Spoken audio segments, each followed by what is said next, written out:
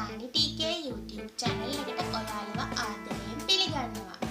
මම අද ඔයාලට කියන්නේ අපේ ශාරීරික මානසික සුවය මනාව රැක ගන්න පුළුවන් මුරුංග කොළ ගැන. ඉතින් යාළුවනේ, ඔයාලා තාමත් මගේ YouTube channel එකට අලුත් නම් පහළින් තියෙන රතු පාට බටන් එක ක්ලික් කරලා මාව subscribe කරන්න. bell icon එක all click කරන්න. එතකොට මගේ වීඩියෝ notification ඔයාලගේ ළඟටම ගෙන්න ගන්න පුළුවන්. අපි දැන් යමු අපේ වීඩියෝ එකට.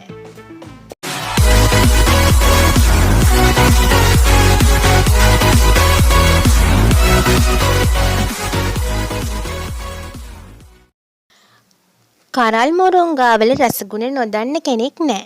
ඒත් මුරුංග කොළවල තියෙන විශ්මිත ගුණ දන්න අය නම් ගොඩක් අඩුයි. මොකද අද ගොඩක් අය හුරු වෙලා ඉන්නේ විදේශීය ආහාර රටාවකටනේ. මුරුංග කොළ ඉස්සන්ගේ කකුළුවන්ගේ සැර අඩු වෙන්න අහුරක් දානවා. ඒ ඇරුණම ඉඳලා හිටලා කවලම් පලා මැල්ලුමකට එක් කරගන්නව ඇරෙන්න ඉන් එහාට දෙයක් ගැන වැඩි කෙනෙක් දන්නේ නැහැ. පසුගියදා මුරුංග කොළ ගැන පර්යේෂණයක් කරපු කණ්ඩායමක් හොයාගත් දේ ඇහුවොත් ඔබ පුදුම වෙයි. වසර 4000ක කාලයක් තිස්සේ මුරුංග ආහාර සහ ඖෂධ වශයෙන් යොදාගෙන තියෙනවා. කැල්සියම්, පොටෑසියම්, කැරොටින්, විටමින් වර්ග හා නොයෙකුත් පෝෂ්‍ය පදාර්ථ වලිනුත් ප්‍රතිඔක්සිකාරක වලිනුත් මුරුංග කොළ පොහොසත්. අපේ අනිකුත් පෝෂ්‍යදායක ආහාර හා මුරුංග කොළ සසඳා බැලුවහම හෙළි වුණ කරුණු තමයි යෝගට් වල මෙන් 9 ගුණයක ප්‍රෝටීන් තියෙනවා. ඒ වගේම කැරට් වල මෙන් 10 ගුණයක විටමින් A තියෙනවා. කෙසෙල් වල වගේ 15 ගුණයක පොටෑසියම් තියෙනවා. කිරි වල වගේ 17 ගුණයක කැල්සියම් තියෙනවා. දොඩම් වල වගේ 12 ගුණයක විටමින් C තියෙනවා. ඔයාලා විශ්වාස කරනවද මේ පර්යේෂණ කණ්ඩායම සොයාගත් දේවල් පිළිබඳව? තමයි නිවිති වලට වඩා 25 ගුණයක යකඩ තියෙනවා කියලා. බිත්තර වලට වඩා සිව් ගුණයක ප්‍රෝටීන් තියෙනවා.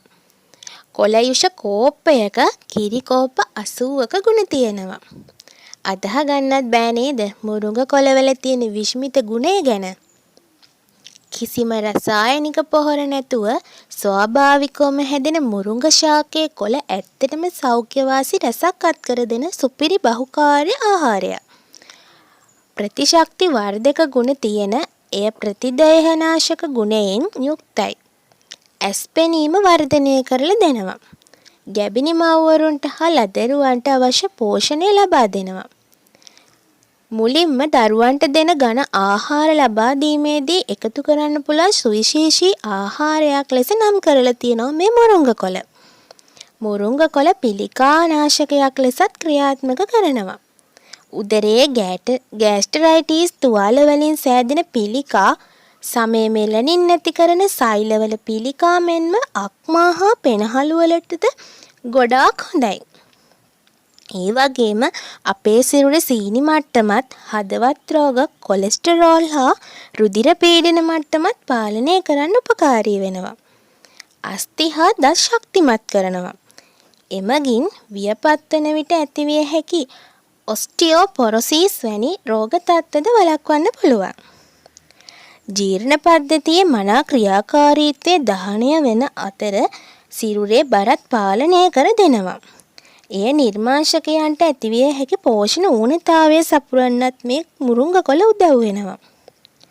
යුවතියන්ගේ රුව වඩවමින් මනාව හිසකෙස් වවන මුරුංගා කොළ සමත් නිරෝගී කර දෙන්න උදව් වෙනවා.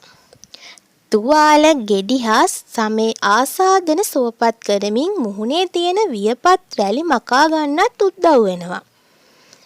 අපේ සම වයසින් ආපස්සට යන පෙනුමක් ලබා දෙනවා.